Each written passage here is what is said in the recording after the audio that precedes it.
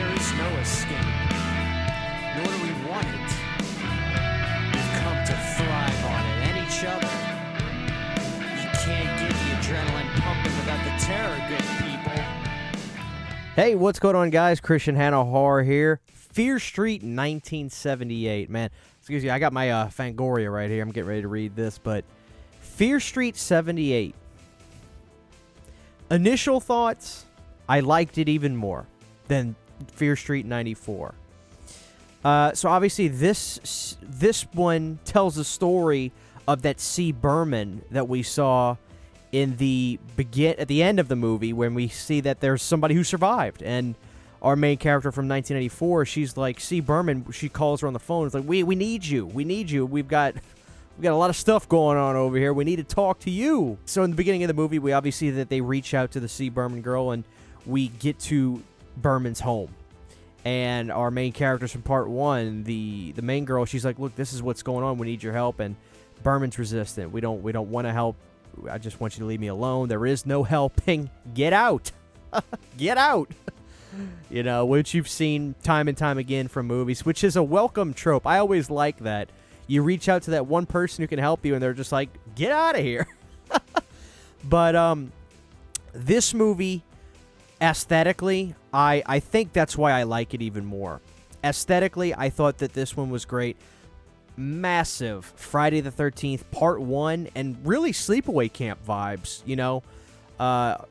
The boys and the girls, you know, they've got all the fighting, the smart alecky talking that you see from characters in those movies in Fear Street 78. And if you listen to the music during the campfire stuff, I mean, not the campfire, but the camp scenes, you will pick up Harry Manfredini. I was listening very intently to the music, and I was hearing multiple pieces of music that reminded me of Harry And if you don't know who that was, if you're not too familiar with Friday the 13th, Harry Manfredini did the music for the first 6 and part of 7, and very uniform sound. If you know Harry Manfredini music, you hear it. I heard bits and pieces of music that very much were in line with that.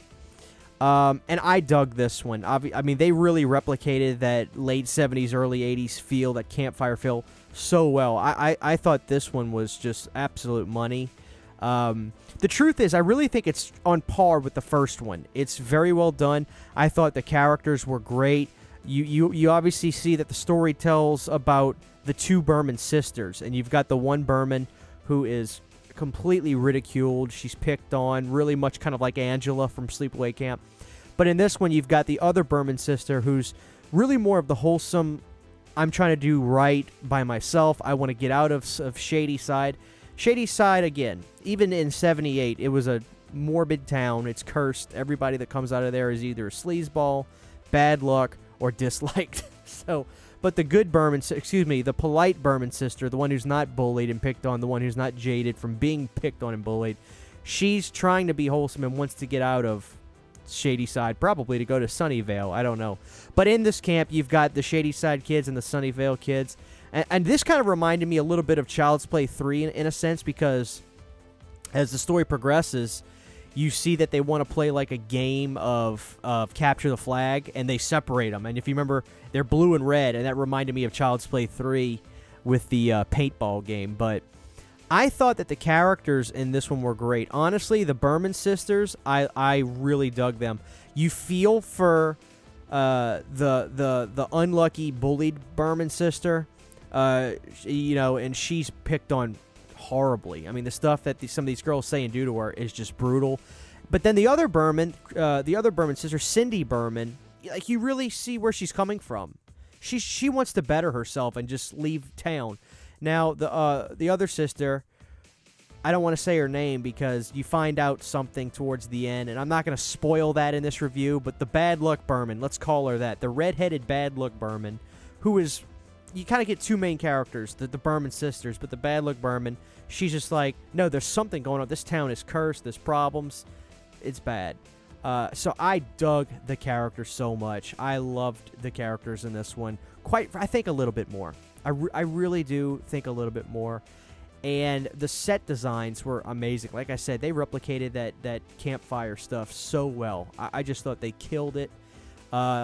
whoever was in charge of production design, big round of applause, because when we start to get into what's causing all of this chaos, and we get into underground where these creepy looking caves are, where the witch stuff is going on with the names in the wall, man, that was gorgeous.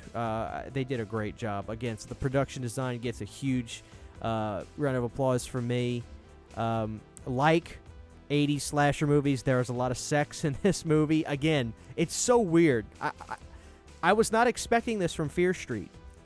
Was not expecting it at all. They didn't really show much nudity. It was very well tempered, but still, it was, again, a darker shade of gray from the previous one, and very welcomed. Again, it's very much in tune for people, 18 and up. I mean, it's not something that you're just feeling like, oh, this is a kid's thing. No.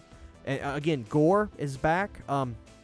You really get to get behind the character that I loved in the first one, the slasher that had the axe and then the kind of the Jason Part 2 mask. That develops in this one. And I just really dig the story. It's a little bit of that kind of a supernatural witchcraft type stuff. I always love that. I always love that. So it's not rooted in just pure reality-based stuff, and I think that's fine. I dug the ending to this one. They've got me ready for next Friday. I mean, point blank, period. So quite frankly, I think I like this one just a little bit more than 94. Again, in the music, this era of music is my favorite. I mean, Blue Oyster Cult is my favorite band. There's my Blue Oyster Cult tat. So when I heard "Don't Fear the Reaper," I was just like, there it is. I couldn't get enough of it. So I dug it. I dug the music in this one. Carry on my wayward. Oh, when that hit, I was just like, yes. So great stuff. I mean, and if you're listening to the movie through like a nice sound system and stuff, when it kicks on, you'll feel it. So I'm gonna actually give this one an 8 out of 10, as opposed to 94 getting a 7 out of 10. I thought that this one was a little bit better. I really did. I really don't have any complaints about 78. I'm hoping that I'll like Part 3 even more.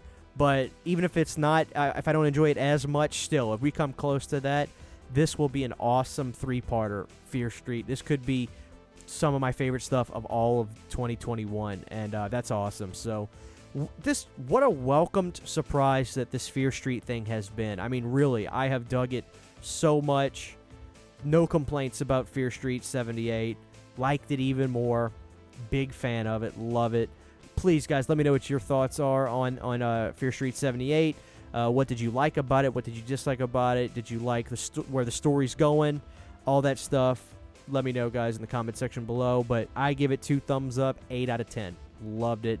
All right, we'll see you guys next week for the third and final part of Fear Street. Later.